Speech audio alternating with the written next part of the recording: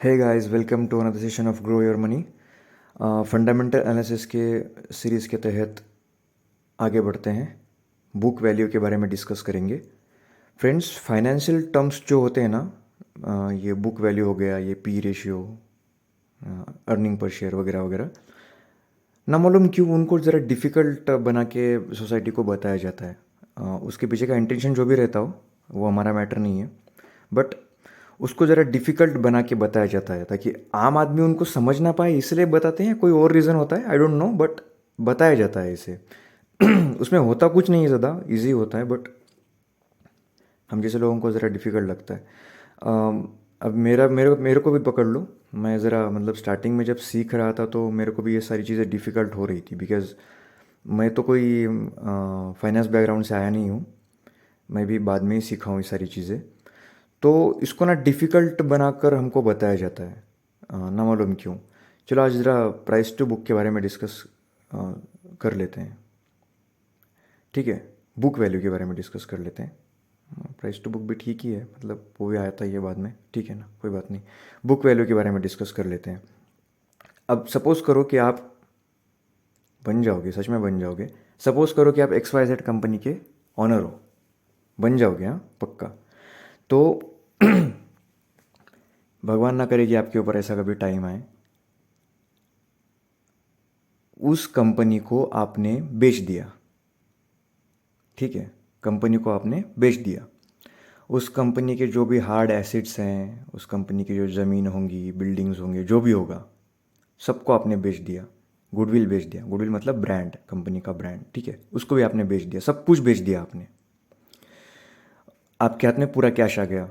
उस कैश को आपने, उस कैश से आपने जो कंपनी के ऊपर डेट था, वो भी मतलब जिन जिन के उधार चुकाने थे आपको, उन सबको वापस कर दिए। ओके। उसके बाद आपके हाथ में पैसा बचा। अभी जो पैसा बचा है उसको आप हर एक शेयर होल्डर को डिस्ट्रीब्यूट करोगे, ठीक है ना। तो उसमें पर शेयर कितना कैश आ रहा है उसको कहते हैं बुक वैल्यू। ज़रा हार्ड लगा, एक और बार समझते हैं। सपोज करो कि आप किसी कंपनी का एक शेयर होल्ड कर रहे हो, ओके। तो सॉरी, आप एक कंपनी का शेयर होल्ड कर रहे हो, तो उस कंपनी के मालिक ने उस कंपनी को बेच दिया, ठीक है। उसको बेचने के बाद उसको पैसा मिला, उससे उसने उस कंपनी के ऊपर जो भी उधार था वो चुकाया पूरा। उसके पास में फिर वो कैश बचा कुछ। उस कैश को उसने हर एक शेयर होल्डर में डिस्ट्रीब्यूट कर दिया, एक एक शेयर होल्डर को, ठीक है। अगर किसी ने एक शेयर भी होल्ड करा है उसको भी। तो जो पर शेयर पैसा उसको मिल रहा है ना, मतलब शेयर होल्डर को मिलेगा, आपको जो आप शेयर होल्डर हो ना, तो आपको मिलेगा, उसको कहेंगे बुक वैल्यू। आई होप अब आप समझ गए होंगे। एंडिंग में एक और बार मैं समराइज़ कर दूंगा आपको। बोर लग रहा होगा तो कंटिन्यू कीजिएगा फिर भी, ठीक है ना। कंपनी का ऑनर बना दिया मैंने आपको, आपको कंटिन्यू करना पड़ेगा। चलिए, अभी इसका मतलब इन्वेस्टमेंट में कंपनी को एनालाइज करते टाइम इसका क्या फ़ायदा होता है, इसके बारे में ज़रा डिस्कस कर लेते हैं, क्योंकि यही हमारा मेन पॉइंट है। अब ये मतलब ये बुक वैल्यू तो ऑलरेडी बनी बनाई हमको पकी पकाई मिल जाती है। मनी कंट्रोल पे जाओ, कंपनी का नाम सर्च करो, जो स्टैंड अलोन बेसिस के ऊपर आपको पहले पेज में वो बुक वैल्यू के बारे में पता चल जाएगा। खैर,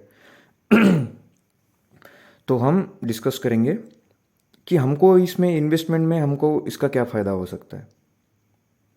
अभी जैसा कि मैंने पहले भी कहा था कि मतलब कंपनी का ऑनर कंपनी बेच के निकल गया और फिर आपको जो पर शेयर पैसा मिल रहा है ना, उससे हम कंपनी का वैल्यूएशंस मतलब डिसाइड कर सकते हैं, मतलब कंपनी सस्ती है महंगी है पता कर सकते हैं इससे भी। अम, तो वो कैसे पता करेंगे, अभी देखो। सपोज करो कि कंपनी का बुक वैल्यू है 10 रुपये, और कंपनी का C M P means current market price share का, एक शेयर का 10 रुपये है। तो मतलब वो कंपनी आपको बहुत सस्ती मिल गई। ऐसा होता नहीं है, मतलब आमतौर पर अगर देखा जाए तो ये सिर्फ स्मॉल कैप और मिड कैप में ही होता है। लार्ज कैप में अक्सर ऐसे नहीं हुआ करता, मैंने आज तक सुना नहीं कभी। अगर ऐसी कंपनी आपके हाथ में लग गई ना, तो मतलब बहुत ही बढ़िया, एक नंबर देखने वाली, मतलब सोचना नहीं, इसका मतलब ये नहीं कंपनी सस्ते में मिल रही है, सपोज करो, ठीक है, समझ लो कंपनी सस्ते में मिल रही है। अभी देखो, अगर कंपनी का अगर कंपनी का बुक वैल्यू है 10 रुपये और CMP करंट मार्केट प्राइस है शेयर का 100 रुपीज़, मतलब कंपनी महंगी है, 10 गुना कंपनी, मतलब आप, अगर वो कंपनी इस वक्त बेच के निकल जाएगा तो आपको सिर्फ 10 रुपये मिलेंगे, और कंपनी का शेयर प्राइस 100 रुपये, काहे खरीद रहे हो? नहीं, खरीदने का नहीं इसको। मतलब सोच समझ के खरीदने का नहीं का मतलब ये होता है कि सोच समझ के खरीदने का, ठीक है।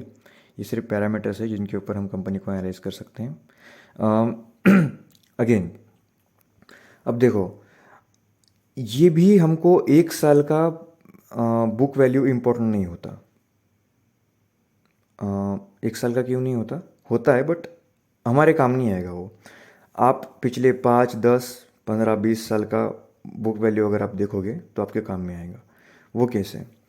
अगर पिछले 5 साल से कॉन्टिन्यूसली आपका जो बुक वैल्यू है वो बढ़ता जा रहा है कंटिन्यूसली, ओके, सो वो आपके काम करेगा 110, 120, 130, 150, लाइक दैट। अगर वो बढ़ता जा रहा है तो डन, बढ़िया, मतलब कंपनी का बुक वैल्यू बढ़ता जा रहा है, मतलब प्रॉफिट बढ़ता जा रहा है। 2-3 रीजंस हो सकते हैं, मतलब ये तो बिजनेस बढ़ा रहे हैं, प्रॉफिट बढ़ा रहे हैं, या फिर डेट कम कर रहे हैं। 3 रीज़न में से कुछ भी हो सकता है, वो जो भी हो, बट वो बुक वैल्यू बढ़ता जाता है। अगर वो बुक वैल्यू बढ़ रहा है का मतलब है कंपनी प्रॉफिट अर्न कर रही है, राइट? तो कंपनी की वैल्यू बढ़ती जा रही है। अब कंपनी की वैल्यू बढ़ती जा रही है तो हम खुश, share holders.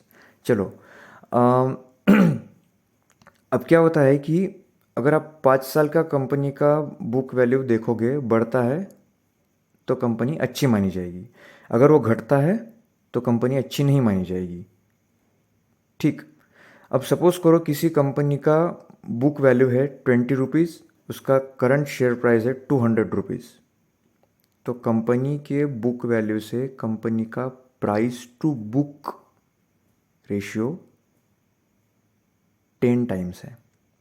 It means expensive है वो कंपनी, वो बिज़नेस एक्सपेंसिव है, महंगा है वो बिज़नेस, ऑलराइट। उसको क्या कहते हैं? Price to book ratio. मुझे लग रहा है आप समझ रहे हो। अगर नहीं समझ रहे हो तो आप कमेंट्स में मुझसे कोई क्वेश्चंस भी पूछ सकते हो, हम स्पेशल सेशंस में बना के आपको उसके जवाब भी दे दूंगा अगर आपको कोई डाउट हो रहा हो तो। एनीवे, तो ये हो गया price to book. I hope आप समझ गए बुक वैल्यू कंपनी की कैसे निकालते हैं। मैं अगेन ज़रा समराइज़ कर देता हूँ। बुक वैल्यू का मतलब होता है कि कंपनी का ऑनर, कंपनी के हार्ड एसेट्स, उसकी गुडविल, मतलब उसका ब्रांड, ये सब कुछ बेच बाच के अगर निकल जाए, उसके बाद कंपनी का लोन जो भी डेड होगा, कंपनी के ऊपर कर्ज होगा, उधार चुकता कर दें, उसके बाद जो वो सारे शेयर होल्डर्स में वो जो कैश है वो डिस्ट्रीब्यूट कर दे, तो पर शेयर जितना भी कैश मिल रहा है वो कंपनी का बुक वैल्यू रहेगा, ऑलराइट। अब सपोज कीजिए उसका फ़ायदा इन्वेस्टमेंट में क्या रहेगा, वो सबसे पहले मनी कंट्रोल पे आपको मिल जाएगा, ठीक है। तो उसका फ़ायदा इस पे क्या होगा इन्वेस्टमेंट में हमें, कि अगर कंपनी का बुक वैल्यू 10 रुपीज़ है और कंपनी का करंट शेयर प्राइस अगर 100 रुपीज़ पे चल रहा है, इसका मतलब कंपनी ज़रा एक्सपेंसिव है। उसको आप समझ सकते हो, मतलब सोच सकते हो कि ये कंपनी एक्सपेंसिव है, तो इन्वेस्टमेंट करते टाइम थोड़ा सोच सकते हो, सोचना पड़ेगा आपको, ये ज़रूरी हो जाएगा, ठीक है। अगर कंपनी का बुक वैल्यू पिछले 5 साल से कॉन्टीन्यूसली ऊपर जाता चला जा रहा है, 100, 110, 120, 130, 150, तो बहुत बढ़िया। अगर वो कम हो रहा है तो कंपनी में पक्का डाउट है, ठीक है। अगर वो 5 साल से कंटिन्यूसली बढ़ रहा है, इसका मतलब ये है कि कंपनी का प्रॉफिट भी ग्रो कर रहा है, या तो कंपनी अपना बिजनेस बढ़ा रही है, प्रॉफिट बढ़ा रही है, या फिर हो सकता है कि कंपनी उधार चुकता कर रही हो, मतलब कंपनी के पास पैसा बच रहा है, सो इसके लिए उधार चुकता कर रही हो, तो इसके उसकी वजह से कंपनी का बुक वैल्यू बढ़ रहा है। अभी ये देखो ज़रा, अगर कंपनी का बुक वैल्यू 20 रुपीज़ है, उसका करंट शेयर प्राइस 200 रुपीज़ है, इसका मतलब वो उसका प्राइस टू बुक रेशियो 10 है, 10 टाइम्स कंपनी ट्रेड कर रही है अपनी बुक वैल्यू से ज़्यादा 10 टाइम ट्रेड कर रही है तो कंपनी थोड़ा सा महंगी हो जाती है। ठीक है, अगर कोई कंपनी आपको उसका बुक वैल्यू, ओके, उसका बुक वैल्यू और शेयर प्राइस दोनों सेम अगर मिलते हैं तो बहुत बढ़िया। ये नॉर्मली स्मॉल और मिड कैप में ही मिलता है, मेरे को लार्ज कैप में अब तक दिखा नहीं, वो बाई चांस मिलेगा, मिल गया तो ठीक है, बहुत बढ़िया।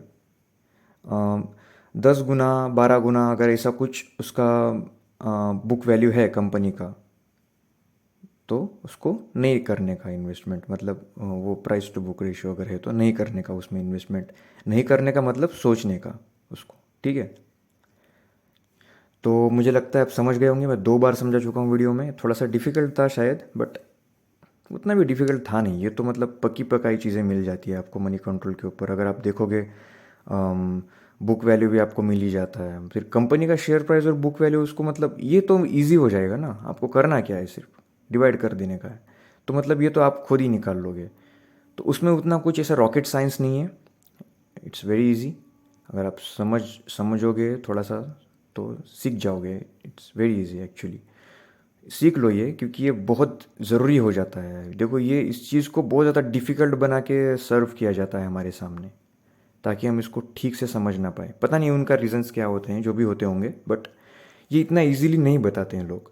मेरा एक मानना है कि अगर आप कोई चीज़ सीख रहे हो तो आप तब तक नहीं सीख सकते जब तक आप, मतलब खुद को ये मत बोलो कि आप उसको सीख गए हो। अगर आप उसको इजी लैंग्वेज में दूसरों को बता नहीं पा रहे हो तो इसका मतलब सिंपल है कि आप वो चीज़ ठीक से सीख नहीं पाए हो। आप उनको इजी लैंग्वेज में समझा सकते हो तो आप वो चीज़ सीख गए हो। मेरा भी यही इंटेंशन रहता है कि मैं जो भी चीज़ सीखूं उसको मैं दूसरों को इजी लैंग्वेज में बता सकूं, वरना मेरे सीखने का कोई मतलब नहीं है। Simple, right? तो आज का कॉन्सेप्ट क्लियर हो गया होगा। यदि नहीं हुआ है तो आप कमेंट बॉक्स में कुछ क्वेश्चंस आपके रह गए होंगे तो आप पूछ सकते हो। वीडियो को अगर घुमा घुमा के देखोगे 2-3 बार तो शायद समझ जाओगे, कोई बात नहीं, थोड़ा सा टाइम दे देना। ये इम्पोर्टेंट चीज़ें हैं, सीखने के लिए बहुत इंपॉर्टेंट चीज़ें हैं। आप चाहे जॉब करो, कुछ भी करो, आपको ये सब सीखना पड़ेगा, क्योंकि इससे तो बेनिफिट होगा ही होगा आपको। आपको अगर इन्फ्लेशन को बीट करना है तो आपको कोई ना कोई एसेट क्लास में इन्वेस्टमेंट करना ही पड़ेगा। तो इक्विटी एक बेहतरीन एसेट क्लास है इन्वेस्टमेंट करने के लिए, तो वेलकम है, राइट? सब्सक्राइब कीजिए चैनल को, शेयर कीजिए ज़्यादा से ज़्यादा लोगों तक, कोशिश कीजिए। वीडियोस को लाइक कीजिए, कमेंट में क्वेश्चंस पूछिए, कुछ अगर चाहते हो कि इसमें इम्प्रूवमेंट और अच्छे से हो सजेस्ट कीजिए। थैंक यू वेरी मच, मिलते हैं अगले सेशन में। Bye bye, take care.